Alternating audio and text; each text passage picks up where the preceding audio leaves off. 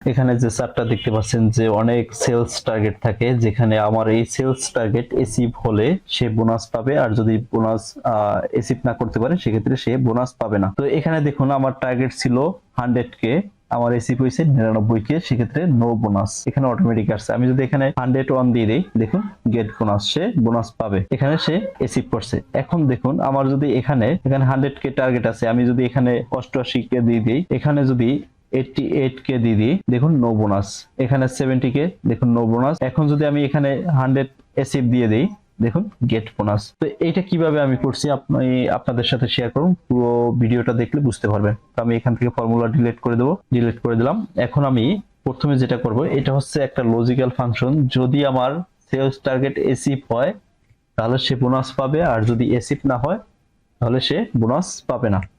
তো আমরা এখানে ইফ ফর্মুলা লিখবো, প্রথমে ইকুয়াল সাইন দেবো, দেওয়ার পরে আইএফ লেখার পরে ট্যাব বাটনে ক্লিক করব। এরপর বলছে লজিক্যাল টেস্ট। লজিক্যাল টেস্ট হচ্ছে আমার সেলস অ্যামাউন্ট আমি সিলেক্ট করে দেব। Sales target greater than equal sales achieve, যেটা সে অর্জন করছে বা বিক্রি করছে, এইটা যদি গ্রেটার দ্যান ইকুয়াল এই টার্গেটের সমান অথবা বেশি হয় সেক্ষেত্রে সে বোনাস পাবে। এই যে আমি টার্গেটটাকে সিলেক্ট করে দিলাম, এখানে প্রথম সেলস অ্যামাউন্ট সিলেক্ট করে গ্রেটার দ্যান ইকুয়াল দিলাম, তারপর হচ্ছে টার্গেট অ্যামাউন্ট সিলেক্ট করে দিলাম। এই লজিকটা যদি সত্য হয়, ভ্যালু ইফ ট্রু, তাহলে কি হবে? Gate bonus, BONUS bonus. এখানে অবশ্যই ডাবল কোড দিয়ে দিতে হবে পিছনে এবং সামনে। আমরা আগেই বলেছিলাম যদি কোনো টেক্সট লিখতে চাই তো দুই পাশে ডাবল কোড দিয়ে তারপর মাঝখানে টেক্সট লিখতে হবে। তো টেক্সট লিখে দিলাম।